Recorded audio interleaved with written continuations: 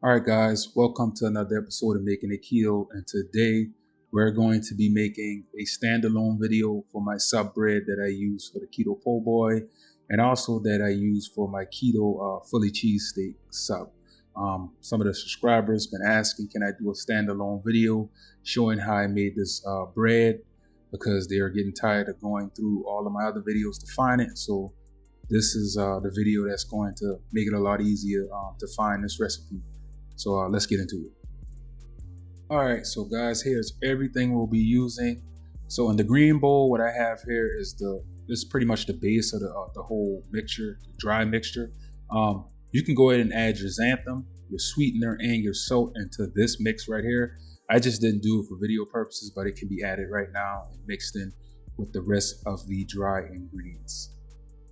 Yes, guys, so let's go ahead and get this really mixed. Let's get everything incorporated. And also, guys, the ascorbic acid, this is completely optional and you don't need it. It just helps preserve it and makes it last a little longer. This is not needed, guys. So if you don't have it, don't worry about it. Don't panic. It's not needed. All right, guys, so here's a separate batch that I made. And I just wanted to show you guys this. I actually added all about the bagel seasoning to the dry mixture before I mixed everything up.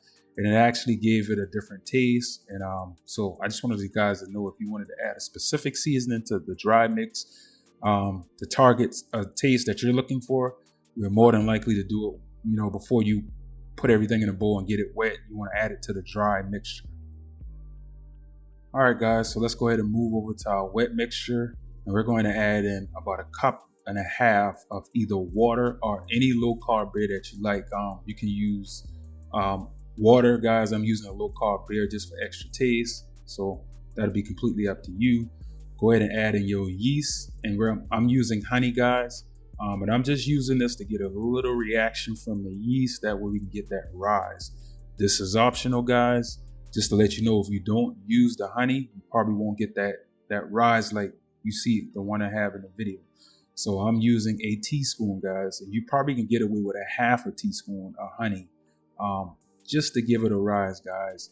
And if you haven't seen what it looks like when the yeast reacts, with the sugars, this is what it looks like, so you guys can know. Oh, also, guys, your beer needs to be warm. It doesn't have to be a certain temperature. I normally get mine warm, about 100 degrees or so, and just to help with the yeast reaction. All right, guys, so once we give that a quick mix, we're going to go ahead and add in our 2 room temperature eggs. We want to make sure it's room temperature, guys. Also, our butter needs to be softened, room temperature. These things mix a lot better when they're room temperature, guys. So just keep that in mind.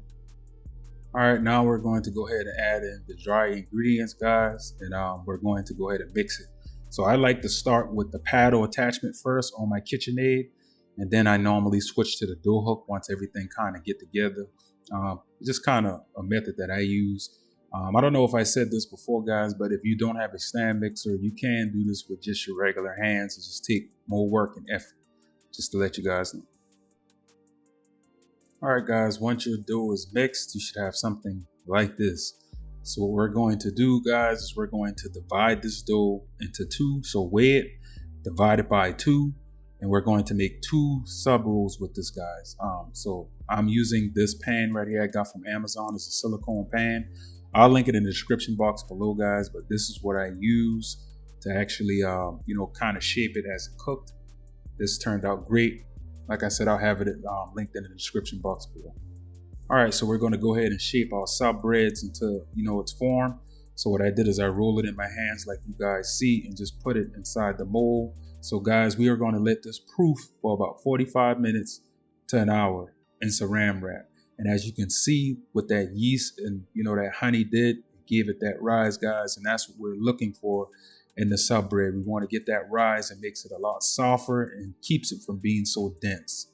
Okay, guys, we're going to place this in a preheated 350-degree oven for approximately about 15 to 17-ish minutes. You want to keep checking on it. And, guys, when it's done, this is what we have, guys. This is what you're going to have.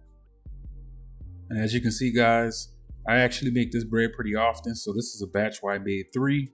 And I'm pretty much just putting, some melted butter on the top of it, guys, to make it look good.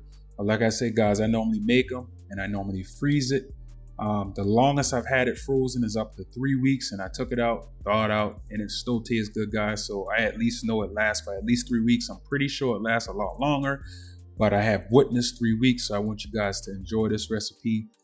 All right, so if you haven't gotten subscribed to the channel, if you watch this video, you already see what you're missing, guys. I highly suggest you subscribe to the channel with notifications so you can get every video I upload and have a successful ketogenic journey, guys, because I'm putting this thing out and I want everybody to enjoy it the same way I enjoy it. So there it is, guys, the standalone recipe of how I make the sub bread for all my amazing sandwiches. So guys, here's another great recipe, another great idea, another day making the keto easy. You guys already know what we're doing over here. We're making keto easy by making everything keto. I'll see you guys in the next one. Peace.